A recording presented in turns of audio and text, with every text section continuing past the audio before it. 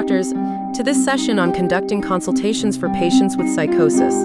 Let's start by understanding psychosis. Psychosis is a mental health condition where the patient experiences a loss of contact with reality. There are several key symptoms to be aware of. First, hallucinations, where the patient experiences sensations that aren't real. Next, delusions, strongly held false beliefs that don't align with reality. Lastly, disorganized thinking, where thought patterns become incoherent or illogical. Early detection and effective management can significantly improve outcomes for patients experiencing psychosis. Now, let's talk about how to establish rapport with your patient. Begin by greeting the patient warmly. You could say, "Hello, I'm Doctor, your name. How may I address you?" After greeting, build trust by stating your purpose clearly. For example, "I'm here to support and help you." Remember to show empathy through statements like, "I understand this must be difficult for you." This helps the patient feel understood and supported. Effective communication is crucial when engaging with patients experiencing psychosis. Always use a soft, calming tone and allow the patient to speak without interruptions. Reflective responses are helpful, such as saying, "It sounds like you've been feeling." Nonverbal communication is equally important. Maintain open body language, make eye contact, and nod to show you're listening. Empathy and validation go a long way in building trust. Statements like, "That must be really difficult for you, and I appreciate you sharing this with me," help validate the patient's feelings. Next, let's focus on gathering information. Ask open-ended questions to understand the patient's experience, such as, "Can you tell me what's been happening recently?" Or, "How have you been feeling lately?" Observe the patient's behavior and encourage them to express their concerns. You might say, "I notice you're looking around. Is something concerning you?" Also, reassure the patient by saying, "Please take your time. I'm here to listen." Encourage elaboration on their experiences to gather more information about their current issues. Now, when exploring psychotic symptoms, it's important to ask direct but gentle questions. For hallucinations, ask any unusual sights or sounds and encourage the patient to describe what they're seeing or hearing. To explore delusions, ask questions like, "Have you felt that someone might harm you or that you're being watched?" Or, "Do you believe you have special abilities?" When assessing thought disorders, observe for incoherence or shifting topics, and ask, "Are your thoughts jumbled or hard to follow?" Risk assessment is critical in managing patients with psychosis.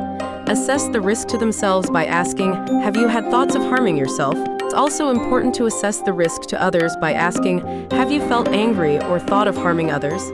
Or, "Are you concerned about anyone's safety?" Additionally, inquire about care responsibilities by asking, "Are you responsible for caring for children or the elderly?" Lastly, ask if they have access to weapons, such as, "Do you have access to any weapons?" Next, assess the patient's safety. Start by asking about suicidal ideation with questions like, "Have you had thoughts of wanting to harm yourself?" Or, "Do you feel that life isn't worth living?" Assess their safety at home by asking, "Do you feel safe at home?" Or, "Is anyone hurting you?" Check on their ability to care for themselves with, "Are you able to take care of your daily needs?" Now let's assess the patient's insight and discuss the diagnosis. Ask the patient, "What do you think might be causing these experiences?" Or, "Could these be part of an illness?" When disclosing the diagnosis, gently say, "It seems you might be experiencing symptoms of psychosis."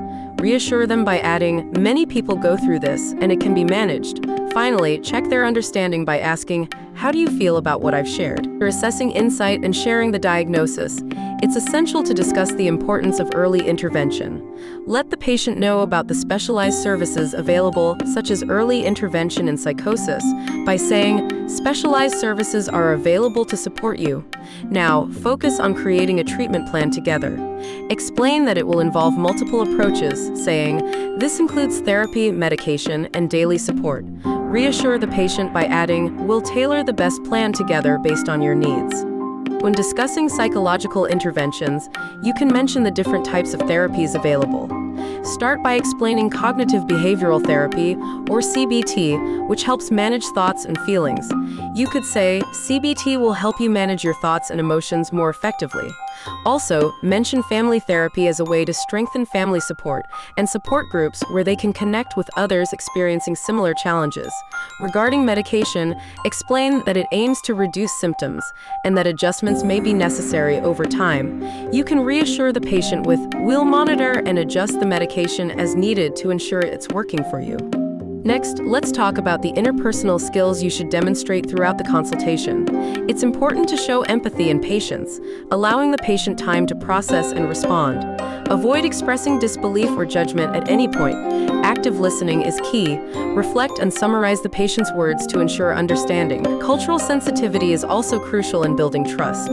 Respect the patient's beliefs and practices, and ask questions like, "What does this experience mean to you?" to gain insight into their perspective. At this stage, it's helpful to recap the key points from the discussion. Summarize the main elements of the treatment plan and the support services available, saying, "We're here to support you every step of the way." Also, provide the patient with any necessary resources, including emergency contact numbers and further reading materials if needed. As you wrap up the consultation, outline the next steps.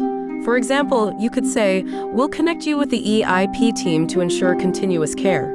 Invite the patient to ask any remaining questions by asking, "Do you have any other concerns or questions before we finish?" Finally, thank the patient for their time and trust by saying, "Thank you for sharing with me today."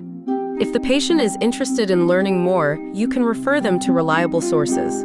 Mention the NICE guidelines for managing psychosis and schizophrenia, along with patient information resources from the Royal College of Psychiatrists.